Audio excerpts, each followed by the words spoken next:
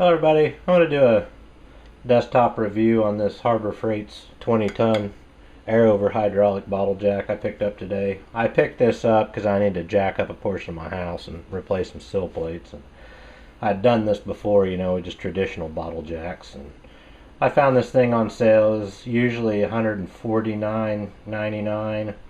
It was on sale for $119. I used a 20% off coupon, which saved me 24 bucks. So I got it for about 96 bucks plus tax, which I thought was okay. And I can really only find one thing wrong with it straight out of the box. And I don't know if this is going to be with all of them. I might take it back and exchange it. But the base in this casting is not quite flat. Hopefully you can see it just rocks back and forth. Probably not going to be a problem when it's under load. It'll just find its center. But it'd be nice if it was flat. It came with a manual, of course. I hadn't really read it, but that's what it is.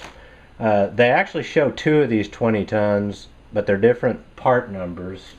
And just to be clear on the one we're talking about here, this is item 69593. And they have another one, I think it starts with a 9. And the only difference I could really see between the two was the air motor was a little different on the other one.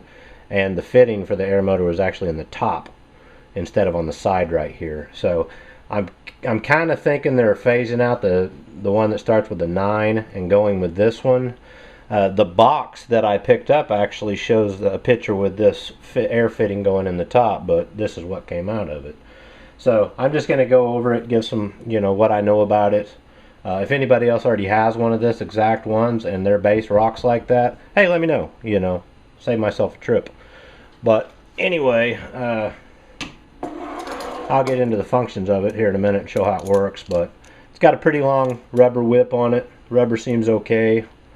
Here's the air fitting, obviously. I hope I'm in the frame. Yeah, I'm having to shoot this a little funky because I can't lay it on its side. So anyway, hook up your air hose to it. I don't know what CFM it requires. You'll have to check. Make sure your compressor can drive it. Press it down. It also has a lock here where you can lock the air on and take it all the way up. I see no need to do that, and I would never do that anyway, so I may take this little lock mechanism off, because if you hold it this way it'll actually lock itself when you push it, and if you're trying to jack up a house or a car or something like that, you don't want it to get away from you. So I don't like that particular function. In my opinion, that alleviates a little bit of a safety measure, which would be your thumb to stop. Let me try to spin it around here. It operates just like a normal bottle jack. It did come with the typical extensions I'm sure you guys are familiar with. And of course, it pumps up like you can use it manually if you want. Let's say if you've got it in your car and you don't have an air source, you can still use it. Pump it up. You do have to use the release like you would on a normal bottle jack to let it down.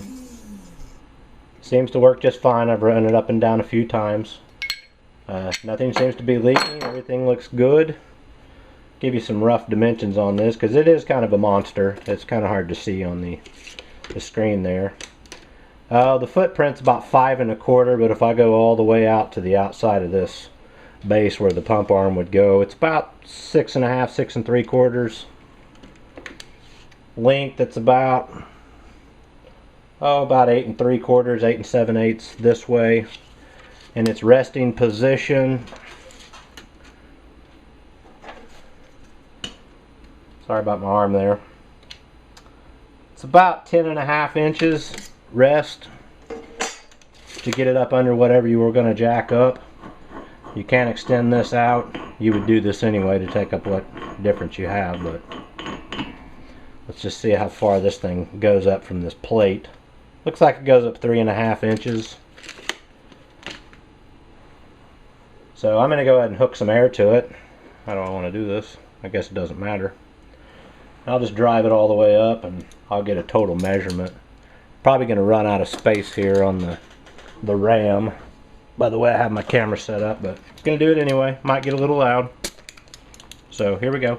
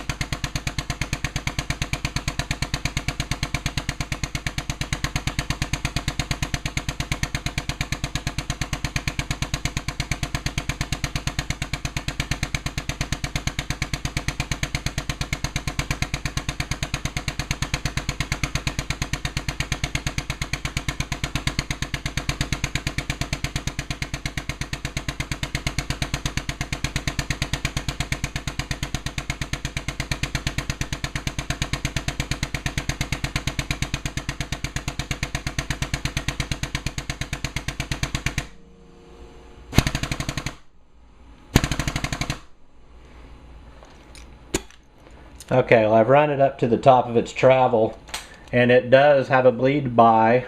You know, I could see it get to the top and it just stopped, and when I quit giving it air, it would drop down just a little bit and settle. So that's a good feature. You know, you can't jam the ram.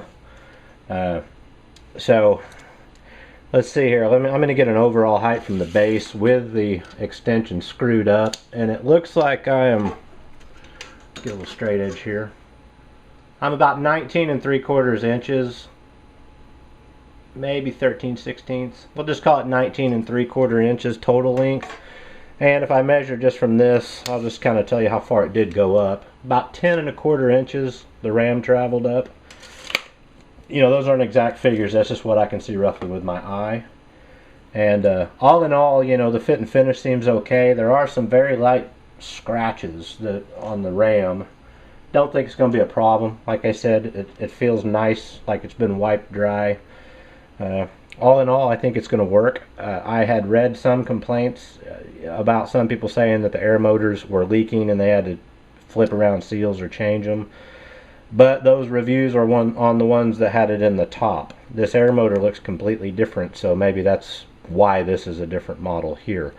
It does have a swivel banjo fitting here, you know, so you can kind of move it around where you want. Seems like it's just going to do the trick for me, and I'll explain another reason why I bought this.